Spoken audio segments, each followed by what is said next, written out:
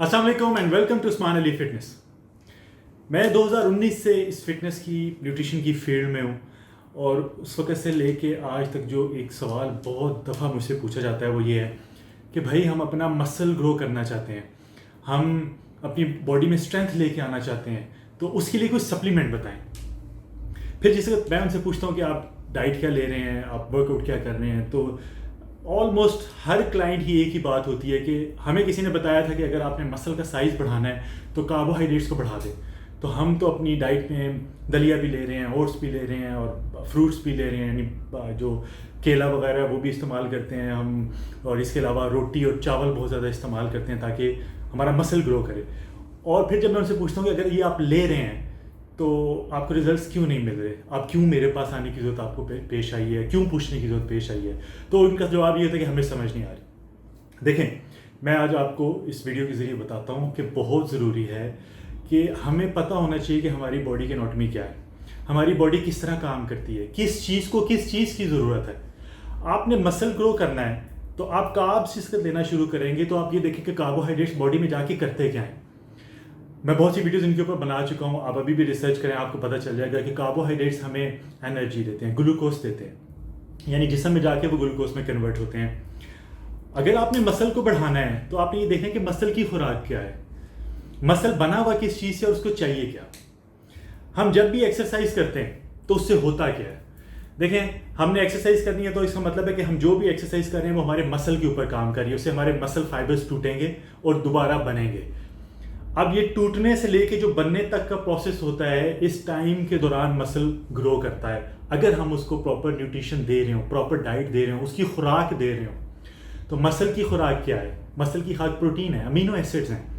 हमें इन चीज़ का आइडिया नहीं होता, हम कार्ब्स लेते रहते हैं जिसकी वजह से हमारे साइज जिस्म का बढ़ जाता है लेकिन उसमें फैट का कंटेंट ज़्यादा होता है, मसल का साइज छोटा होता है। तो आपने जब एक्सरसाइज करनी है, आप मसल फाइबर को तोड़ रहे हैं, जिसके बाद आप रेस्ट करते हैं तो हमारा मसल ग्रो करता है, उस वक्त उसको उसकी खुराक की ज़रूरत है और वो है प्रोटीन्स। तो आपने अमीनो एसिड्स का ध्यान रखना है। जब भी आप अपना मसल बढ़ाना चाह रहे हैं, मसल की स्ट्रेंथ बढ़ाना चाह रहे हैं, तो उसके लिए मसल को उसकी खुराक देनी है और वो है अमीनो एसिड्स।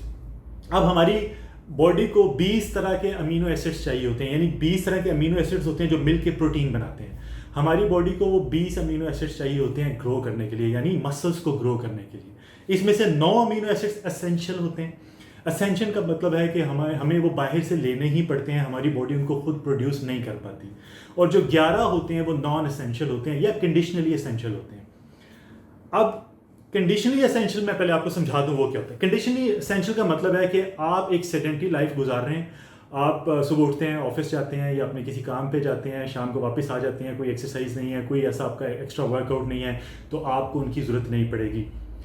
ये उस वक्त ज़रूरत पड़ेगी जैसे आपकी एक्टिविटी लेवल बहुत ज़्यादा है, फिजिकली बहुत ज़्यादा है, आपके मसल्स थक जाते हैं, या फिर आप एक्सरसाइज करते हैं, इंटेंस वर्कआउट करते हैं, या आपका गोल है कि आपने मसल का साइज बढ़ाना है, तो ये कंडीशन अप्लाई होगी है।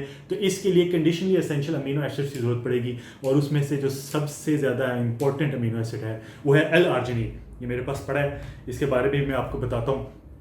एल आर्जिनिन बहुत इंपॉर्टेंट अमीनो एसिड है अगर आपने मसल ग्रो करना है, अगर आपने मसल की स्ट्रेंथ बनानी है। ये बेसिकली करता क्या है? एल आर्जिनिन हमारी बॉडी में जाके नाइट्रिक ऑक्साइड के नाम पे एक केमिकल है जिसमें ये कन्वर्ट होता है।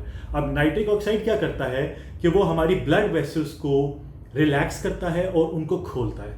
उनके खोलने से क्या होगा कि जो हमारे ब्लड में न्यूट्रिएंट्स हैं वो ज़्यादा अच्छे तरीके से मसल्स तक पहुंचेंगे और ऑक्सीजन ज़्यादा अच्छे तरीके से मसल्स तक पहुंचेगी। तो जब किसी चीज़ को ग्रो करना है, यानी मसल को ग्रो करना है, तो उसको क्या चाहिए? ऑक्सीजन चाहिए और उसको उसकी मतलूबा खुराक चाहिए। ये मतलूबा खुराक उस वक्त उसको मिलेगी जब उस तक उसकी रसाई अच्छी होगी। तो एल आर्जिनिन ये काम करता है। अब अगर हम ये देखें कि एल आर्जिनिन हमें नेचुरली कहाँ से मिलता है, तो रेड मीट में आपको मिलेगा, पोल्ट्री से मिल सकता है, पोल्ट्री में भी होता है, फिश में भी होता है।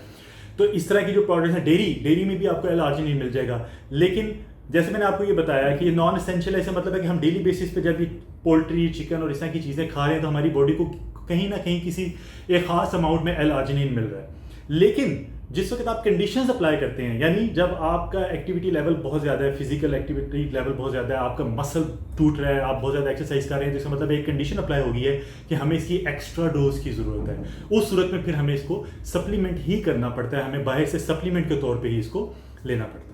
अब एल आर्जिनिन सिर्फ ये नहीं करता कि वो आपकी ब्लड वेसल्स को खुला करेगा और ब्लड का फ्लो ज़्यादा बेहतर होगा, बल्कि आपकी बॉडी को टेस्टोस्टेरोन बनाने में भी मदद करेगा, इंसुलिन बनाने में मदद करेगा, ग्रोथ हार्मोन बहुत इंपॉर्टेंट है उसको बनाने में मदद करेगा। और इसके अगेंस्ट आपको मिलेगा क्या, जब आपका टेस्टोस्टेरोन बढ़ेगा, जब आपका ग्रोथ हार्मोन बढ़ेगा, इंसुलिन प्रोड्यूस होगी, तो आपकी मसल रिकवरी ज़्यादा अच्छी होगी, मसल स्ट्रेंथ में आएगा, मसल ज़्यादा ग्रो करेगा। और बहुत सी स्टडीज़ हैं जो हमें ये बताती हैं कि एल आर्जिनिन को सिर्फ इस मकसद के अलावा और भी जगहों पर अप्लाई किया गया और उससे रिजल्ट मिले हैं, क्योंकि एक अमीनो एसिड है, बॉडी को उसकी ज़रूरत है। चेस्ट पेन, एंजाइना का दर्द है, उसमें भी ये इफेक्टिव होता है। ब्लड प्रेशर में ख़ास तौर पे उन ख़वातीन को जिनको प्रेगनेंसी के दौरान ब्लड प्रेशर होता है, उनको प्रेगनेंसी के दौरान एल आर्जिनिन लेनी चाहिए। और ऑब्वियसली वो स्पेसिफिक डोज होती है और वो डोज आपके जो डॉक्टर हैं वो आपको रिकमेंड करेंगे। अब बहुत सी स्टडीज़ हुई जिनमें एक ख़ास ग्रुप के जो लोग हैं उनको एल आर्जिनिन दिया गया और देखा गया कि क्या रिजल्ट्स आते हैं। तो ऐसा साइड इफ़ेक्ट्स नहीं है, लेकिन बहुत कम लोगों को साइड इफ़ेक्ट्स हो सकते हैं।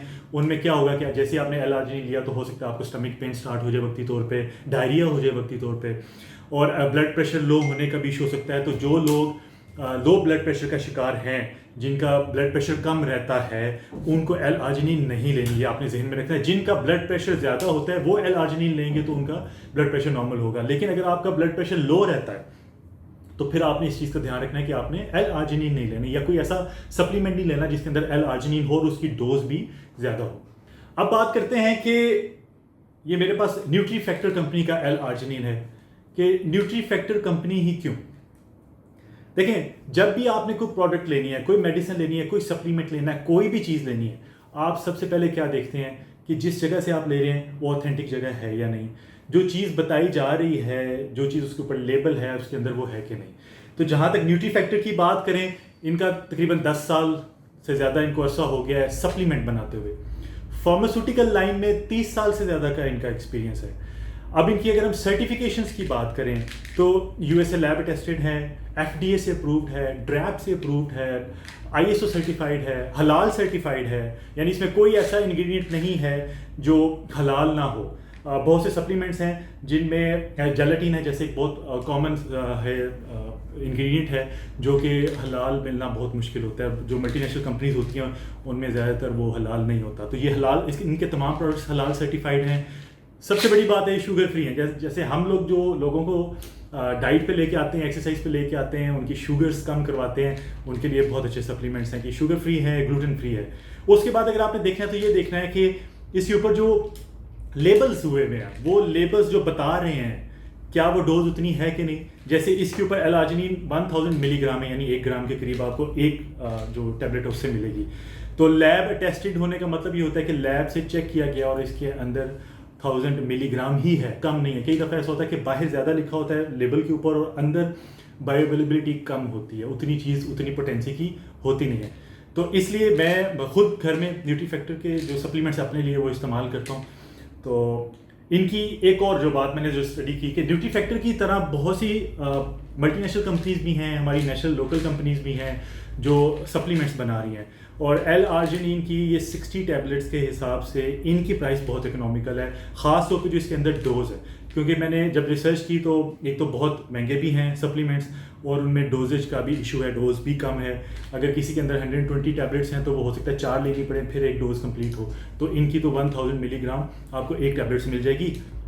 अब रिकमेंडेड डोज ये है, लेकिन अगर आप किसी खास किस्म के सिम्टम्स में है, जैसे इरेक्टाइल डिस्फंक्शन एक बहुत कॉमन इशू है आजकल, उसके लिए भी ये बहुत फ़ायदेमंद है। लेकिन उसकी डोज कितनी होनी चाहिए वो आपके जो न्यूट्रिशनिस्ट होंगे या डॉक्टर होंगे या डाइटिशियन होंगे वो आपको रिकमेंड करेंगे। तो ये थी हमारी आज की वीडियो। मुझे उम्मीद है कि अगर आपका भी ये सवाल था कि मसल ग्रो कैसे करना है, मसल को स्ट्रेंथ कैसे देनी है, टेस्टोस्टेरोन कैसे बढ़ाना है, इरेक्टाइल डिस्फंक्शन से कैसे निकलना है, चेस्ट पेन है, ब्लड प्रेशर है, क्या करना है, तो उसके लिए आपको जवाब मिल गया होगा कि उसका जवाब है कि अमीनो एसिड्स का ध्यान रखना है, और उन अमीनो एसिड्स में ख़ास तौर पे एल आर्जिनिन का ध्यान रखना है। तो अगर आपको वीडियो पसंद आई है, आपके लिए इन्फॉर्मेटिव है, तो इसको प्लीज़ लाइक कर दें, शेयर कर दें, बाकी लोगों तक भी पहुँचे, उनका भी फ़ायदा हो सके। बहुत जल्द एक नई वीडियो के साथ हाजिर होऊंगा। अपना ख्याल रखिएगा। अल्लाह हाफ़िज़।